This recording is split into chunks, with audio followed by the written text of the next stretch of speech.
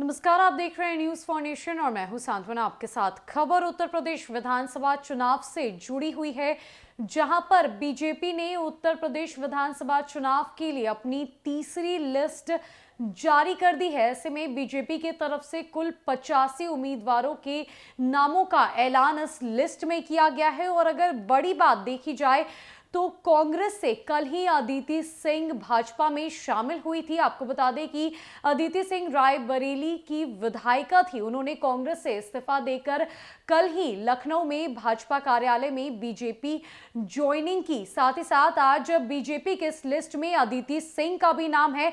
और इस बार के उत्तर प्रदेश विधानसभा चुनाव को लेकर भाजपा ने अदिति सिंह को एक बार फिर से रायबरेली से टिकट दे दिया है। ऐसे में आपके स्क्रीन पर वो लिस्ट है जिस लिस्ट में कुल 85 उम्मीदवारों के नाम सामने आ चुके हैं। ऐसे में लिस्ट में एक तरफ क्षेत्र का नाम लिखा हुआ है तो दूसरी तरफ उम्मीदवारों के नाम लिखे गए हैं।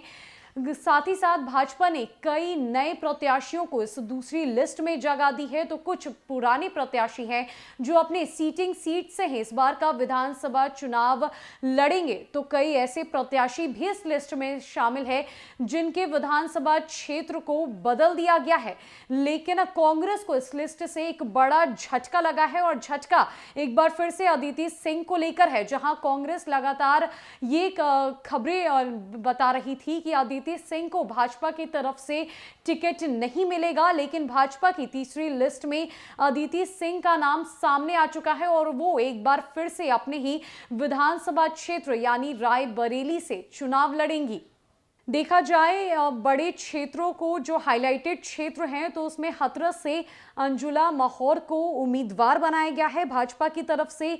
तिलहट से सलोना कुशवाहा को, साथ ही साथ महमूदाबाद की बात करें तो आशा मौर्य को वहां से टिकट दिया गया है। रजनी तिवारी को शाहाबाद से और अलका अर्कवंशी को संडीला से। अदिति सिंह रायबरेली से चुनाव लड़ेगी। अर्चना पांडे छिबरा मऊ से चुनाव लड़ रही है। इटावा से सरिता भदौरिया है और बिधूना से रिया शाक्या को चुनाव के लिए टिकट दिया गया है। ऐसे में अगर बात करें जदयू की, तो जदयू लगातार इस प्रयास में है कि बीजेपी जदयू के साथ मिलकर इस बार उत्तर प्रदेश का विधानसभा चुनाव लड़ेगी। आरसीपी सिंह की तरफ से भी लाख कोशिशें की गई हैं। ऐसे में बीजेपी की तरफ से लगातार लिस्ट जारी की जा रही है, तो वहीं जदयू की तरफ से कल दिल्ली में उत्तर प्रदेश विधानसभा चुनाव को लेकर एक अहम बैठक होने वाली है। यह बैठक जदयू के प्रदेश अध्यक्ष ललन सिंह की अध्यक्षता में होगी।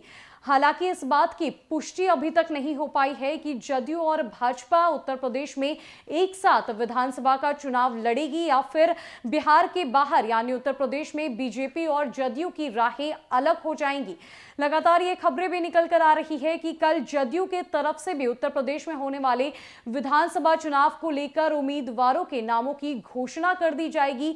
देखना यह दिलचस्प होगा कि जदयू के तरफ से किन नए चेहरों को इस बार विधानसभा चुनाव के दौरान जगह दी जा रही है, या फिर कल जदयू इस मीटिंग के बाद इस बात का ऐलान कर देगी कि आने वाले विधानसभा चुनाव को लेकर वो बीजेपी के साथ अलायंस में चुनाव लड़ेगी। हालांकि बीजेपी की तीसरी लिस्ट अब सबके सामने है। हाथरस से भी महिला को टिकट का उम्मीदवार बनाया गया है। बात करें कि इन 85 उम्मीदवारों में कुल 15 महिलाओं को बीजेपी की तरफ से तीसरी सूची में जगह दे दी गई है।